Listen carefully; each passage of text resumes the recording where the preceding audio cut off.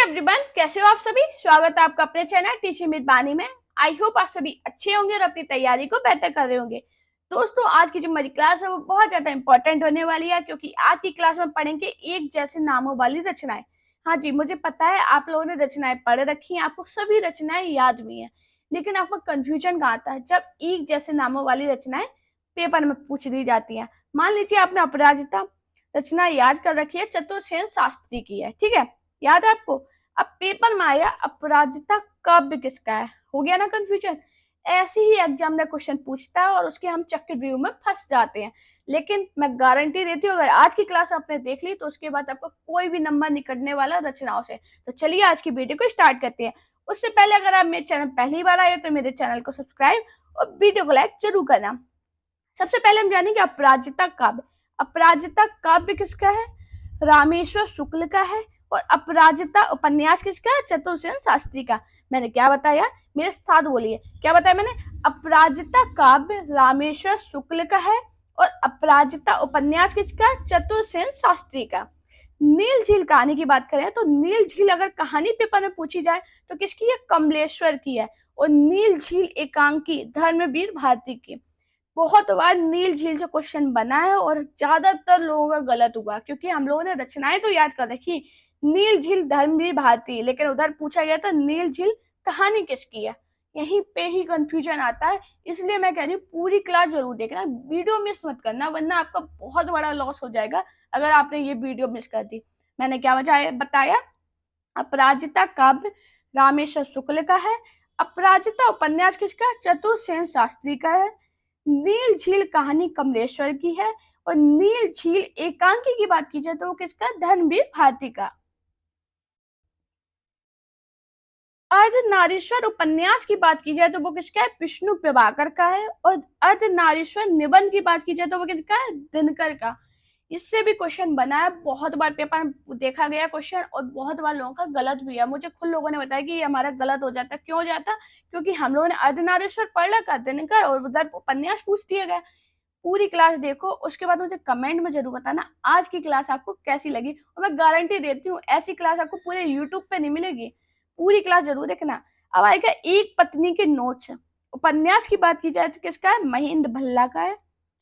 एक पत्नी के नोट्स, एक पति के नोट्स महेंद्र के हैं, एक पत्नी के नोट्स ममता कालिया के, और एक कस्बे के नोट्स किसके हैं, नीलेश रघुवंशी के। मैंने क्या बताया, अर्धनारीश्वर उपन्यास विष्णु प्रभाकर का है। अर्धनारीश्वर निबंध की बात की जाए तो वो किसका है, दिनकर का। मोस्ट इंपॉर्टेंट है, अपने नोट्स बनाते उसमें जरूर लिखना। एक पति के नोट्स उपन्यास पूछा जाए तो महेंद्र का है। एक पत्नी की बात की जाए तो ममता कालिया की। ऐसे भी आप याद कर सकते हैं, पति से देखो जेंट्स की बात हो रही है, और पत्नी से बात की जाए तो ये फीमेल की हो रही, इधर मेल और फीमेल, इससे आप भी याद कर सकते हो। अपनी ट्रिक बनाइए, कैसे भी ट्रिक बनाइए। देखो, अब ज्यादा, मैं तो यही कहूंगी, ज्यादा ट्रिक के भरोसे भी मत जाना, क्योंकि ट्रिक से भी क्वेश्चन गलत हो जाते हैं। जब एग्जामिनर का मूड घुमा हुआ तो वो ऐसे क्वेश्चन बना देता कि हमारे ट्रिक से भी गलत होते हैं। तो मैं तो यही कहूंगी, डायरेक्ट नाम याद कर लो, थोड़ा टाइम जरूर लेकर लिख लिख के याद कर लो, बार बार क्लास देख लेना, अपने नोट्स बना लेना, कैसे भी कर लो, याद कर लो। एक कस्बे की नोट्स की बात की जाए तो किसका है, नीलेश रघुवंशी का। अगला क्या है, त्रिशंकु। अगर त्रिशंकु कथा संग्रह पूछा जाए तो मुन्नू भंडारी का है। त्रिशंकु नाटक पूछा जाए तो किसका है, ब्रजमोहन सिंह का। और त्रिशंकु निबंध पूछा जाए तो अज्ञे का। हाँ जी, ऐसे ही कंफ्यूजन होता है। देखो, त्रिशंकु है, आप त्रिशंकु से आप कितने याद कर रखोगे। आपने त्रिशंकु एक याद है, दो पढ़े रखे होंगे। त्रिशंकु रचना किसकी है, मुन्नू भंडारी की। लेकिन इधर पूछा गया त्रिशंकु। अगर आपसे डायरेक्ट पूछा जाए त्रिशंकु तो आप फिर भी एक बार आपको चल जाएगा, लेकिन अब पेपर में ऐसे नहीं मत पता। पेपर में आता है क्वेश्चन, त्रिशंकु कथा संग्रह किसका है, तो आपको याद रखना वो किसका है, मुन्नू भंडारी का है। दोस्तों, मैं बोल रही हूँ, मेरे साथ बोलिए तो आपको जल्दी याद होगा, मैं गारंटी दे सकती हूँ। मैंने क्या बताया, त्रिशंकु कथा संग्रह किसका है, मुन्नू भंडारी का। त्रिशंकु नाटक किसका है, ब्रजमोहन सिंह का। त्रिशंकु निबंध किसका है, अज्ञे का। अनित्य उपन्यास किसका है, मैदुल गर्ग का। अनित्य कहानी किसकी है, बदी उज्जमा की। दोस्तों मेरे साथ बोलिए, मैंने क्या बताया, अनित्य उपन्यास किसका है, मैदुल गर्ग। अनित्य कहानी किसकी है, बदी उज्जमा की। अगला क्या है, पंच परमेश्वर। पंच परमेश्वर कहानी ज्यादातर सभी को याद होगी, किसकी है? प्रेमचंद की। और पंच परमेश्वर कहानी रंगे राघव की है। अब इधर पे आपको क्या होगा कि आप कहोगे मैम ये क्या एक सी होगी? नहीं, आपको ऑप्शन के अकॉर्डिंग जाना। किसका ऑप्शन दिया गया, प्रेमचंद नहीं दिया गया तो आपको रंगे राघव भी याद रखना होगा। मान लो प्रेमचंद नहीं दिया तो क्या कंफ्यूजन में आ जाओगे? पेपर को क्वेश्चन तो छोड़ोगे ना, टिक तो लगाओगे ना। तो पंच परमेश्वर कहानी प्रेमचंद की भी है और रंगे राघव की है। छोटा सच उपन्यास की बात की जाए तो ये किसका? यशपाल का है। छोटा सच निबंध सिया राम शरण गुप्त का है। मैंने क्या बताया? झूठा सच उपन्यास यशपाल का है। झूठा सच निबंध किसका? सिया राम शरण गुप्त का।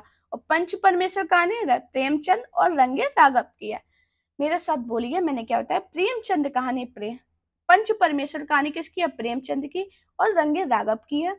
झूठा सच उपन्यास यशपाल का है। और झूठा सच निबंध की बात की जाए तो किसका? सिया राम शरण गुप्त का। दोस्तों, आप सभी का काम है मुझे कमेंट में बताना क्लास कैसी लगी है, और अगली ऐसी कौन सी क्लास है, कौन सा टॉपिक है जिस पर आपको प्रॉब्लम होती है, आपको याद नहीं होता है। मैं वो क्लास भी लाऊंगी। साथ में आप लोग मुझे कमेंट कर रहे थे कि मैम DTPLSP या BPSC का बैच लेके आइए। आपको कोई टेंशन नहीं लगना, नेक्स्ट वीक से आपका बैच आने वाला है जिसमें आपको DTPLSP की और BPSC की पूरी क्लास मिलेगी। बस आपको करना क्या है, मेरे चैनल को सब्सक्राइब, मुझे सपोर्ट करना है। अगर आप लोग मुझे सपोर्ट करोगे तो मैं प्रॉमिस करती हूँ आपके लिए इतनी अच्छी क्लास लाऊंगी। मैं और ज्यादा मेहनत करूंगी, नई नई चीजें ढूंढूंगी कि पेपर में कैसे पूछा जाता है। आपको करना क्या है, बस सब्सक्राइब कीजिए, लाइक कीजिए और कमेंट कीजिए कि आपको कौन सा टॉपिक में प्रॉब्लम होती है। अगर आपको कमेंट में करने में कोई दिक्कत हो रही है कि आप लोग चाहते हैं कि मैम कमेंट पता नहीं मैम देखेंगी भी नहीं, देखो पहली बात तो मैं सभी के कमेंट, आप मेरी सारी वीडियो में देखना, मैं सभी के कमेंट पढ़ती हूँ, रिप्लाई भी करती हूँ, लाइक भी करती हूँ। उसके बाद भी अगर कोई आपको दिक्कत है तो आप डायरेक्ट जाइए, मेरा इंस्टाग्राम अकाउंट है, उसकी लिंक आपको मेरे चैनल के अबाउट में मिल जाएगी, और टेलीग्राम अकाउंट टीचिंग विद वानी, दोनों को ज्वाइन कर लीजिए। आपको कुछ भी दिक्कत हो तुरंत मुझे इंस्टाग्राम पे मैसेज करना है, मैं जरूर आपका रिप्लाई करूंगी। अब हमारा क्या है? काली आंधी। काली आंधी उपन्यास किसका है? कमलेश्वर का। और पीली आंधी किसका उपन्यास किसका है? पेवा खेतान का। मैंने क्या बताया? अगर काली आंधी आपसे उपन्यास पूछा जाए तो किसका है? कमलेश्वर का है। और पीली आंधी उपन्यास किसका है? पेवा खेतान का। द्रौपदी प्रबंध काव्य किसका है? नरेंद्र शर्मा का। द्रौपदी उपन्यास किसका है? प्रतिभा राय का। द्रौपदी नाटक किसका? सुरेंद्र वर्मा का। मैंने क्या बताया? द्रौपदी प्रबंध काव्य नरेंद्र शर्मा का है। द्रौपदी उपन्यास किसका है? प्रतिभा राय का। द्रौपदी नाटक किसका है? सुरेंद्र वर्मा का।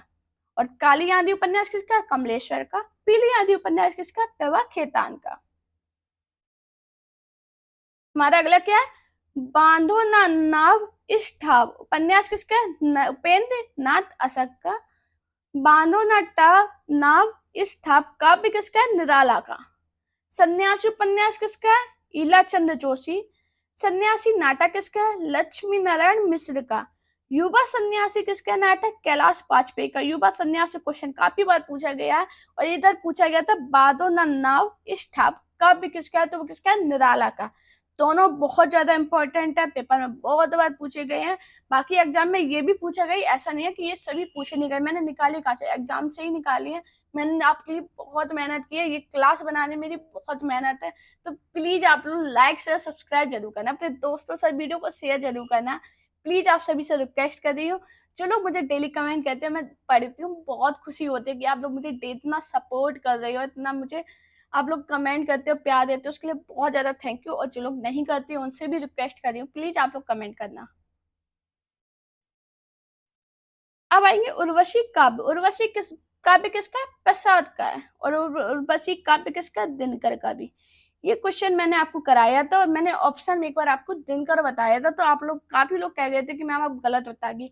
देखो मैं गलत नहीं बताती, मैं आपको जो भी बताती हूँ एकदम एग्जैक्ट बताती हूँ, जो पेपर में पूछे जाते हैं वही बताती हूँ। मैं खुद ही फालतू का नहीं करती बातें आगे, खुद ही गलत नहीं पढ़ाऊंगी। मुझे इतना तो अकल है ही कि मैं आपको क्या पढ़ाऊंगी और क्या नहीं पढ़ाऊंगी। तो देखो उर्वशी काव्य किसका है? प्रसाद का है। और उर्वशी काव्य दिनकर का भी, आपको दोनों याद रखने हैं। रश्मि काव्य किसका है? महादेवी वर्मा का। और रश्मि रथी किसका है? दिनकर का। बहुत इंपॉर्टेंट है, बहुत ज्यादा पेपर में बहुत बार पूछे गए हैं। अगला क्या है? पिता कहानी। पिता कहानी किसकी है? ज्ञान रंजन की है। पिता कहानी महीप सिंह की भी है और पिता कहानी धीरेन्द्र अस्थाना की भी है। अब आपको क्या जाना, ऑप्शन के अकॉर्डिंग ऑप्शन में कौन दिए गए। देखो दो तो दिए नहीं जाएंगे, एक ही होगा, क्योंकि क्या होगा अगर दो दिए जाएंगे तो वो तो फिर विवाद में चला जाएगा क्वेश्चन, इसलिए एक ही दिया जाएगा। आप लोग ये मत कहना मान लो ज्ञान रंजन और महीप सिंह दोनों दे दिए तो मैम किस पे टिक लगाएंगे, नहीं, ज्ञान रंजन नहीं देंगे। अगर महीप सिंह देंगे तो महीप सिंह ही देंगे, एक ही लोगों को देंगे। तो मैंने क्या बताया, पिता कहानी ज्ञान रंजन की भी है, पिता कहानी किसकी है, महीप सिंह की भी है, और पिता कहानी धीरेन्द्र अस्थाना की भी है।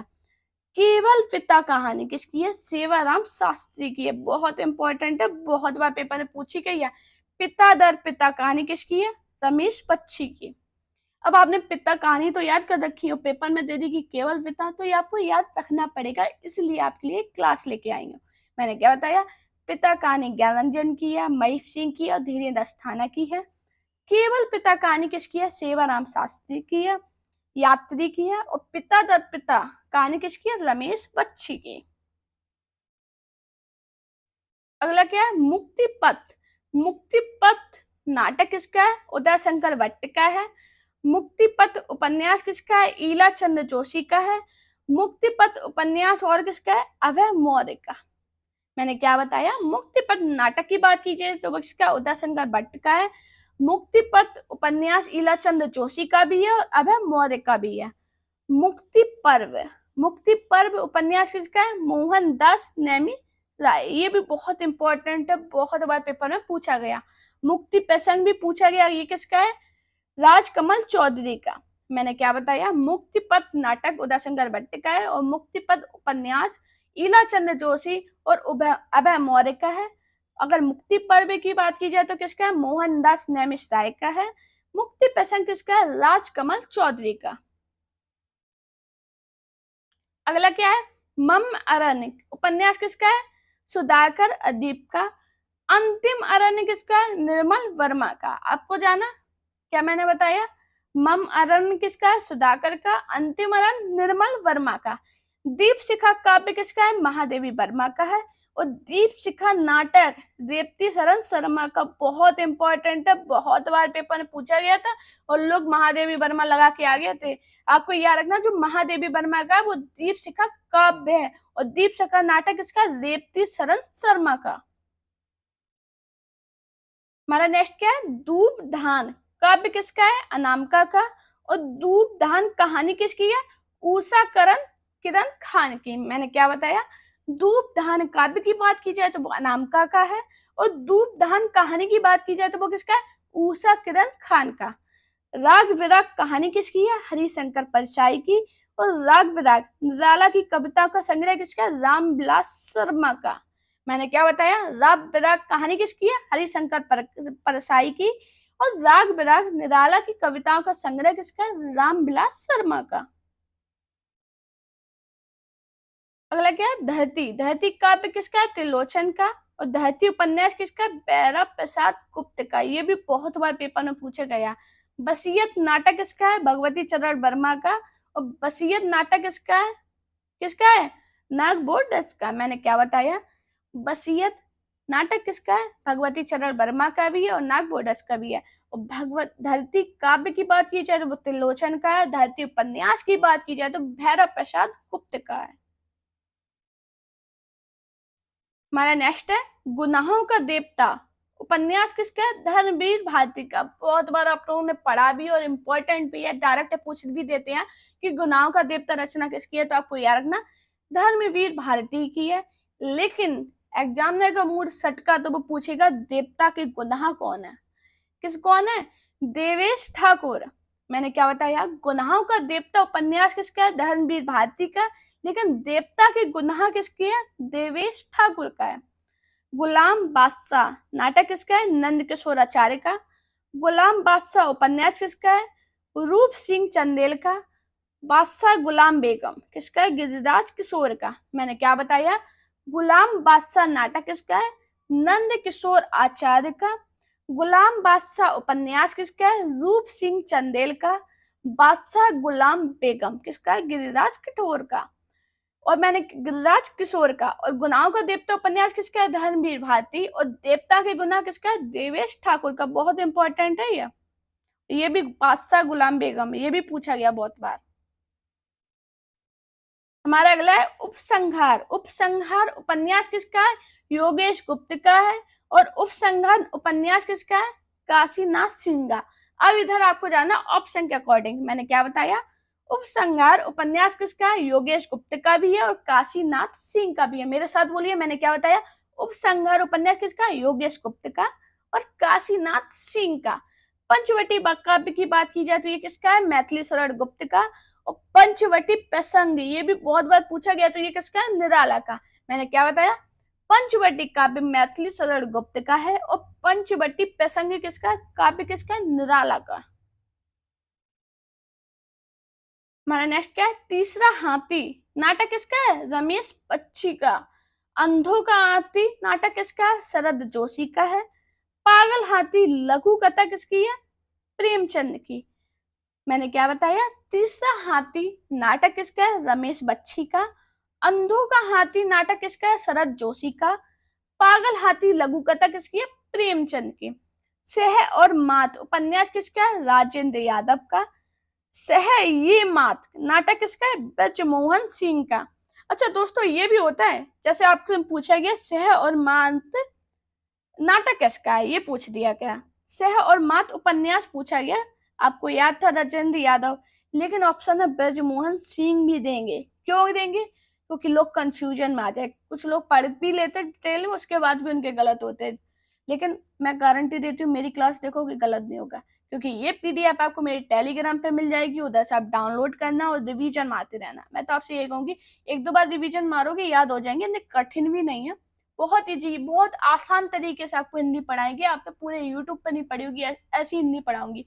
आपने देखा होगा मेरे क्वेश्चन बिल्कुल अलग रहते हैं, मेरी क्लास बिल्कुल अलग रहती। आप लोग पढ़ाते हैं लोग, मैं ऐसा नहीं कहूंगी, पढ़ाते हैं, बड़े बड़े टीचर हैं जो पढ़ाते भी हैं, लेकिन आपको कोई फ्री नहीं पढ़ाता। आपने अगर क्लास पढ़ी होगी ना तो 3-4 हजार रुपए उनके अकाउंट में डाले होंगे तभी पढ़ी होंगी, ऐसे नहीं पढ़ी होंगी। मैं गारंटी देती हूँ, मैं फ्री में पढ़ाऊंगी और उनसे बिल्कुल, मैं ये नहीं कहूंगी उनसे अच्छा पढ़ाऊंगी, लेकिन उनसे कम भी नहीं पढ़ाऊंगी, ये भी मैं कहती हूँ। बहुत अच्छे से आपकी तैयारी कराएंगे, आपको कुछ नहीं करना, बस मुझे सपोर्ट करना, मेरे चैनल से जुड़े रहना। कोई दिक्कत हो तुरंत कमेंट कर जाना, मैम इस टॉपिक पे बताइए, ये टॉपिक मुझे समझ में नहीं आता, मैं आपको वो क्लास जरूर ला के दूंगी, मैं प्रॉमिस करती हूँ, बस आपको सपोर्ट करना है। हमारा नेक्स्ट है धूप के धान। काव्य किसका है? गिरिराज कुमार माथुर का। बहुत लोगों को याद भी होगा, बहुत बार मैंने मॉक टेस्ट में भी कराया, प्रीवियस क्वेश्चन पेपर में भी कराया, लेकिन पेपर में पूछा गया था धूप की उंगलियों के निशान किसके, कथा संग्रह किसका है? तो आपको याद रखना, महीप सिंह का। धूप कोठरी के आईने पर खड़ी काव्य किसका? रमेश शुक्र, रमेश बहादुर सिंह का। सीढ़ियों पर धूप काव्य किसका? रघुवीर साय का। काफी लोग करेंगे यार क्यों एक ही रचना करी थी, करनी थी तो अलग अलग कर देते। भाई क्या करें, पता नहीं वो लोग क्यों कर गए रचनाएं, हम लोग को कंफ्यूजन में डालने के लिए शायद कर गए थे। और अब एग्जामिनर ऐसे ही क्वेश्चन पूछता है और इतनी से गलत होती।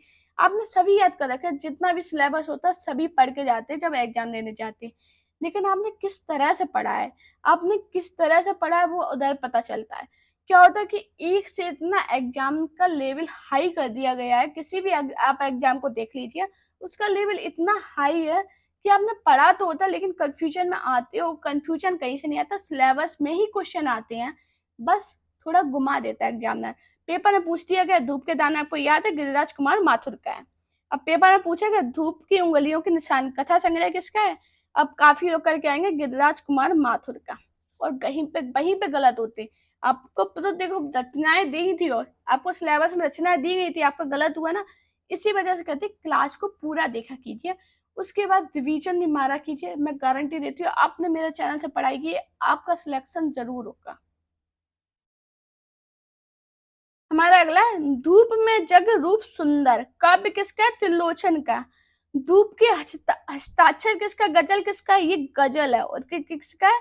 ज्ञान प्रकाश विधे का। बहुत इंपॉर्टेंट है।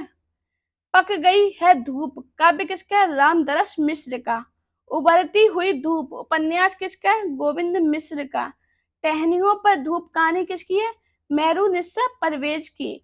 धूप की तलवार कविता किसकी? केदारनाथ अग्रवाल की। आप लोगों के मैंने एक धूप पढ़ी थी, कितनी सारी धूप पढ़ा दी मैम ने, वही मैंने वही पढ़ाया जो पेपर में पूछे जाते हैं। मैंने क्या बताया? धूप में जग रूप सुंदर काव्य किसका है? त्रिलोचन का। धूप के हस्ताक्षर गजल किसका है? ज्ञान प्रकाश विदे का। पक गई है धूप काव्य किसका है? रामदरस मिश्र का। उभरती हुई धूप उपन्यास किसका है? गोविंद मिश्र का। टहनियों पर धूप कहानी किसकी है? मेरू निस्सा परवेज की। और धूप की तलवार कविता किसकी है? केदारनाथ अग्रवाल की। दोस्तों वीडियो पसंद आई हो तो वीडियो को लाइक करना, चैनल को सब्सक्राइब करना, वीडियो को शेयर जरूर करना। आप मेरे टेलीग्राम अकाउंट जरूर ज्वाइन कर लेना, टीचिंग विद बानी, जिस पे आपको इस वीडियो की पीडीएफ मिल जाएगी। और इस वीडियो की क्या, मैं जितने भी क्लास आपको पढ़ाती हूँ सभी की पीडीएफ टेलीग्राम पर चली जाती है, तो आप वो जरूर ज्वाइन कर लेना, उधर से डाउनलोड कीजिए और अपने रिविजन मारिए।